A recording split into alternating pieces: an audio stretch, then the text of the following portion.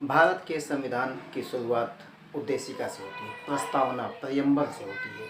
भारत के संविधान की प्रस्तावना भारत के संविधान का एक अनिवार्य अंग है और आज हम भारत के संविधान की प्रस्तावना के संबंध में चर्चा करेंगे। भारत के संविधान की प्रस्तावना की शुरुआत कहाँ से होती है और कहाँ से होती है आज हम देखते हैं। भारत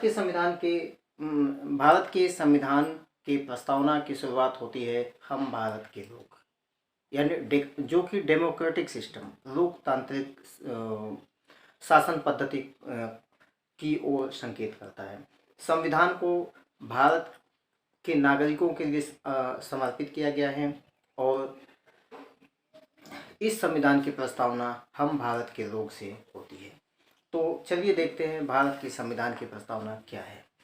भारत के संविधान की प्रस्तावना के बारे में कहा गया है कि हम भारत के लोग भारत को एक संपूर्ण प्रभुत्व संपन्न, समाजवादी, पंथ निरपेक्ष, लोकतंत्रात्मक गणराज्य बनाने के लिए तथा उसके समस्त नागरिकों को सामाजिक, आर्थिक और राजनीतिक न्याय, 3 तरह के न्याय की बात की गई है। सामाजिक, आर्थिक और राजनीतिक न्याय, विचार, अभिव्यक्ति, विश्वास, धर्म और उपासना की स्वतंत्रता, ये कुल 5 तरह की स्वतंत्रताओं की बात करता है। सामाजिक, आर्थिक और राजनीतिक न्याय, विचार, अभिव्यक्ति, विश्वास, धर्म और उपासना की स्वतंत्रता, ये 5 तरह की स्वतंत्रता की बात करता है।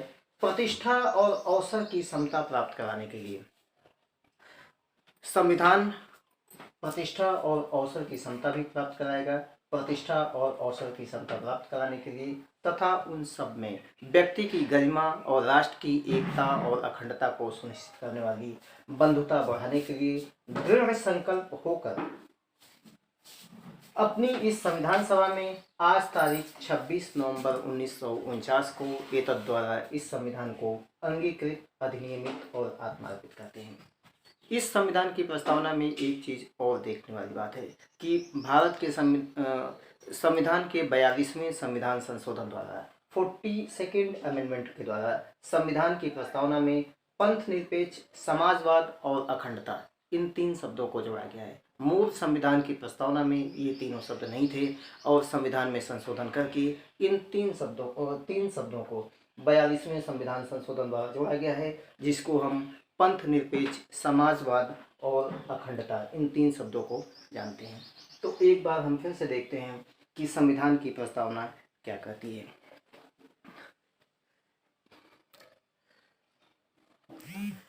संविधान की प्रस्तावना कहती है हम भारत के लोग भारत को एक संपूर्ण प्रभुत्व संपन्न, समाजवादी, पंथ निरपेक्ष, लोकतंत्रात्मक गणराज्य बनाने के लिए तथा उसके समस्त नागरिकों को सामाजिक, आर्थिक और राजनीतिक न्याय, विचार, अभिव्यक्ति, विश्वास, धर्म और उपासना की स्वतंत्रता, प्रतिष्ठा और अवसर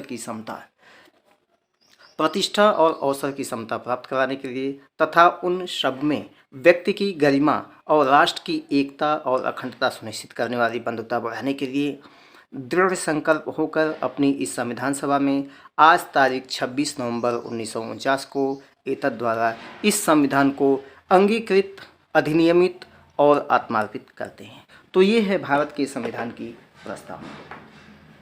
भारत के संविधान की प्रस्तावना को हम और अच्छे से तैयार करने के लिए, याद करने के लिए एक बार और देखते हैं।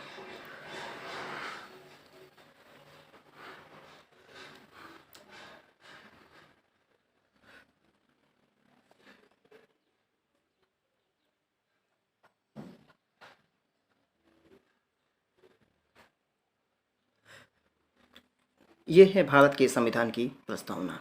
हम भारत के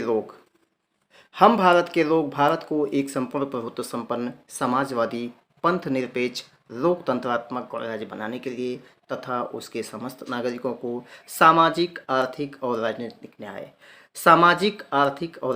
न्याय, विचार, अभिव्यक्ति, विश्वास, धर्म और उपासना की स्वतंत्रता, प्रतिष्ठा और अवसर की समता प्राप्त कराने के लिए तथा उन सब में व्यक्ति की गरिमा और राष्ट्र की एकता और अखंडता सुनिश्चित करने वाली बंधुता बढ़ाने के लिए दृढ़ संकल्प होकर अपनी इस संविधान सभा में आज तारीख 26 नवंबर 1949 को को एतद्द्वारा इस संविधान को अंगीकृत, अधिनियमित और आत्मार्पित करते हैं। ये है भारत के संविधान की प्रस्तावना।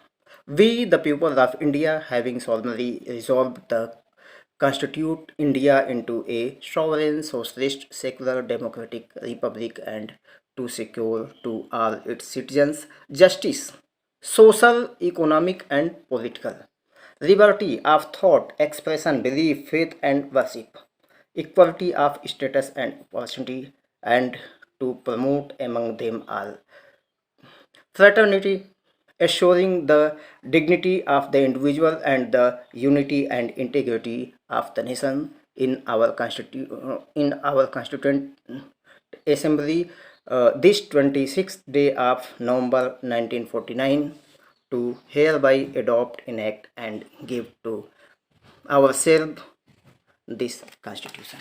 तो ये है भारत के संविधान की प्रस्तावना। Thank you.